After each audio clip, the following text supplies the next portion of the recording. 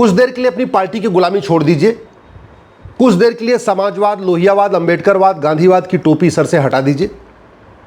थोड़ी देर के लिए सच्चे भारतीय बनिए और ईमानदारी से सोचिए कि जब रोड टैक्स दे दिया तो टोल टैक्स क्यों, और अगर टोल टैक्स देना ही है तो रोड टैक्स क्यों। जब हमने कमाने पे इनकम टैक्स दे दिया तो खर्च करने पे जीएसटी क्यों, और अगर खर्च करने पे जीएसटी देना ही है तो फिर इनकम टैक्स क्यों। जब हमने इनकम टैक्स दे दिया, उसके बाद जो हमने अपने बैंक में एफडी रखी, बैंक में अपना पैसा रखा, उसके ब्याज के ऊपर इनकम टैक्स क्यों। इस कानून, ये जो टैक्स का मखड़ जाल चल रहा है ना, इसके खिलाफ आवाज उठाइए। मैं बार बार कह रहा हूं, जब तक आप दल गुलामी करते रहेंगे, पार्टियों की गुलामी करते रहेंगे, तब तक भारत में सिस्टम में रिफॉर्म नहीं होगा, व्यवस्था नहीं सुधरेगी। इस घटिया टैक्स मकड़ जाल के कारण मिडिल क्लास परेशान है, व्यापारी परेशान है, बड़े उद्योगपति परेशान है, सब परेशान है। लूट हो रही है, भ्रष्टाचार हो रहा है, लेकिन ये सिस्टम नहीं बदला जा रहा है।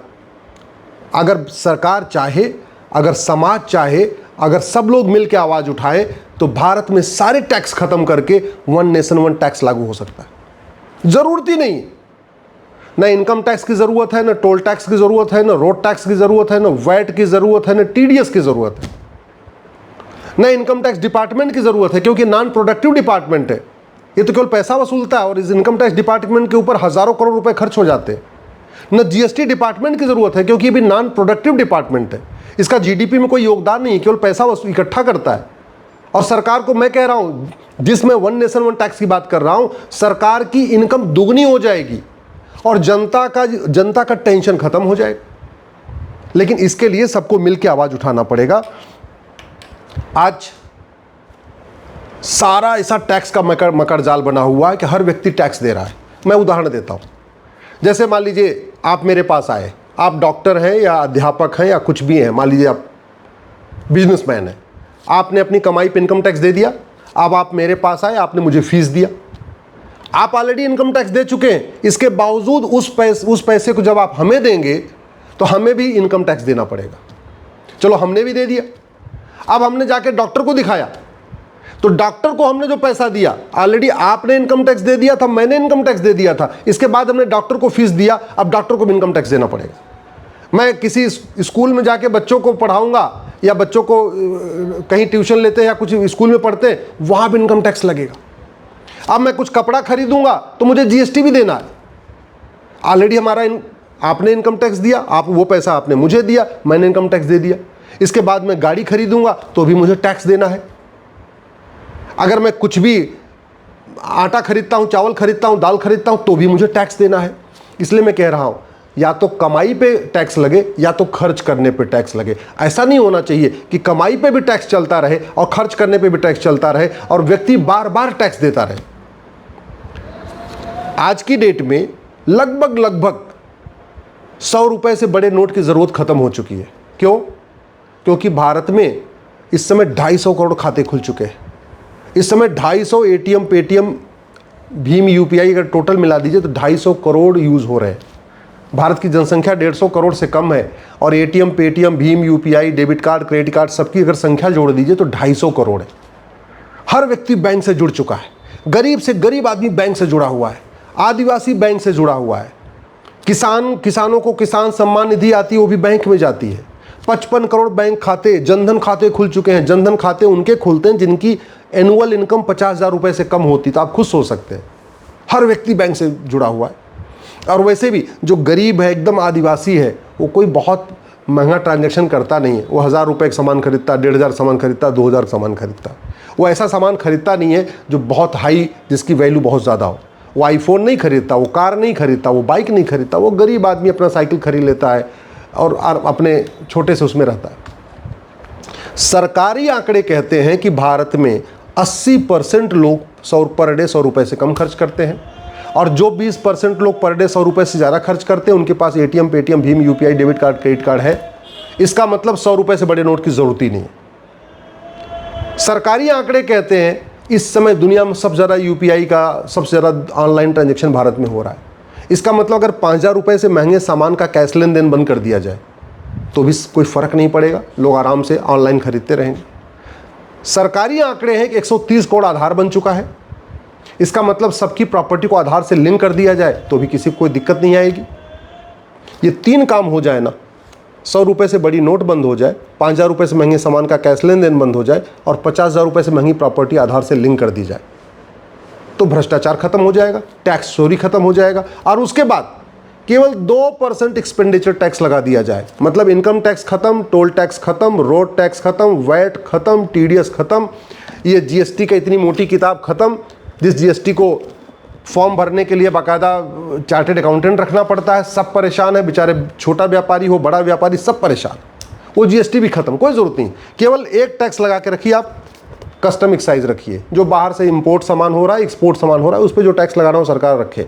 लेकिन भारत के आंतरिक इंटरनल जितने भी टैक्स हैं सारे टैक्स खत्म, और सरकार 2% बैंकिंग ट्रांजैक्शन टैक्स लेता रहे कि भाई 4,999 रुपये तक तो आपको कैश में लेन देन कर सकते हैं। जैसे कोई सामान की वैल्यू 5,000 होगी, जिसकी भी एमआरपी 5,000 से ज़्यादा होगी, वो आप अब ऑनलाइन नहीं खरीद, वो कैश में नहीं खरीद सकते, आपको बाकायदा बैंकिंग ट्रांजैक्शन करना पड़ेगा।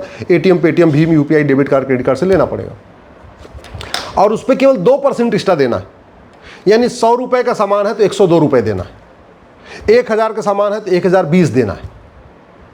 इतना ही करना है, बहुत ज़्यादा नहीं करना। 1 लाख का सामान है तो 1,02,000 देना है। लेकिन उसके बदले आपको कुछ भी नहीं देना, ना टोल टैक्स देना, ना रोड टैक्स देना, ना वैट देना, ना टीडीएस देना, ना जीएसटी देना। सारे मतलब जितना ये मकड़जाल है कानून, सारे खत्म। आम जनता भी खुश और सरकार की आय डबल, दुगुनी आय। मैं कह रहा हूं सरकार इस सिस्टम को लागू करके पायलट बेसिस पे एक बार देख ले। मैं ये भी कह रहा हूं कि पूरे देश में नहीं, कम से कम जो भारत के मेट्रो सिटीज़ हैं, दिल्ली, मुंबई, चेन्नई, बेंगलोर, लखनऊ या राज्यों की जो राजधानियां हैं, एक बार वहां पायलट बेसिस पे करके देख ले कि ना वहाँ 100 रुपये से बड़ी नोट चलेगी, ना वहाँ 5,000 रुपये से महंगे सामान का कैश लेन देन होगा, ना प्रॉपर्टी, न तो 5,000 सुपर कैश लेन देन होगा, और प्रॉपर्टी आधार से ले। इतना करके देख ले। और 2% केवल 2% बीटीटी लेती रहे, 2% बैंकिंग ट्रांजेक्शन टैक्स लेती रहे, सरकार की इनकम डबल हो जाएगी। न इनकम टैक्स डिपार्टमेंट की ज़रूरत, न जीएसटी डिपार्टमेंट की ज़रूरत, न वैट डिपार्टमेंट की ज़रूरत, किसी की ज़रूरत ही नहीं है। बैठे बैठे सरकार को बढ़िया पैसा आता रहेगा और डबल इनकम हो जाएगी, गारंटी के साथ कहता हूँ। पायलट के basis, as a pilot project इसको दिल्ली, मुंबई, चेन्नई, बेंगलोर में, ऐसे 4 शहरों में तो आराम से देखा जा सकता है। गुजरात के अहमदाबाद में देखा जा सकता है, लखनऊ में देखा जा सकता है, जो राज्यों की राजधानी वहाँ आराम से देखा जा सकता है। और नहीं देश की सभी राजधानियों में, कम से कम 4 शहरों में तो देखा जा सकता है। 6 महीने की सर्कल ये सरकार देख ले। इससे केवल यही फायदा नहीं होगा, केवल व्यापारियों का शोषण नहीं रुकेगा, बल्कि जीडीपी भारत की 2% बढ़ जाएगी। जिस दिन ये सारे टैक्स खत्म हुए, केवल बैंकिंग ट्रांजैक्शन टैक्स लगा, मैं गारंटी के साथ कहता हूं भारत की जीडीपी 2% बढ़ जाएगी। और क्या फ़ायदा होगा? और फ़ायदा ये होगा, घूसखोरी बंद हो जाएगी। जब 100 रुपये से बड़ी नोट बंद हो गई, 5,000 रुपये से महंगे सामान का कैश लेन देन बंद होगा, तो आदमी घूस लेके क्या करेगा क्या? क्योंकि वो अब बेचारा कैश में कुछ खरीद ही नहीं सकता 5,000 रुपये से महंगे सामान का। इस वन नेशन वन टैक्स से घूसखोरी खत्म होगी, कमीशन खोरी खत्म होगी, सूद खोरी खत्म होगी, मुफ्त खोरी खत्म होगी, जमाखोरी खत्म होगी, मिलावट खोरी खत्म होगी, कालाबाजारी खत्म होगी, मुनाफाखोरी खत्म होगी। इस वन नेशन वन टैक्स से गौ तस्करी बंद हो जाएगी। गाय तस्करी का पूरा कारोबार वो कैश में होता है, काला धन हवाला के जरिए होता है। 100 रुपये से बड़ी नोट बंद हुई, 5,000 रुपये से महंगा सामान का कैश लेन देन बंद हुआ, प्रॉपर्टी आधार से लिंक हो गई, उसके बाद ये खत्म हो जाएगा आराम से। इस वन नेशन वन टैक्स से ड्रग का कारोबार बंद हो जाएगा, जिसके कारण हमारी यंग जनरेशन बर्बाद हो रही, नशा तस्करी बंद हो जाएगी। वन नेशन वन टैक्स से गोल्ड स्मगलिंग बंद हो जाएगी। वन नेशन वन टैक्स से ह्यूमन ट्रैफिकिंग बंद हो जाएगी, जो ये बच्चों का अपहरण होता है, उनको बेचा खरीदा जाता है। वन नेशन वन टैक्स से हथियारों का कारोबार खत्म हो जाएगा। वन नेशन वन टैक्स से जासूसी बंद हो जाएगी, क्योंकि जासूसों की फंडिंग भी कैश में होती है, काला धन हवाला के जरिए होती है।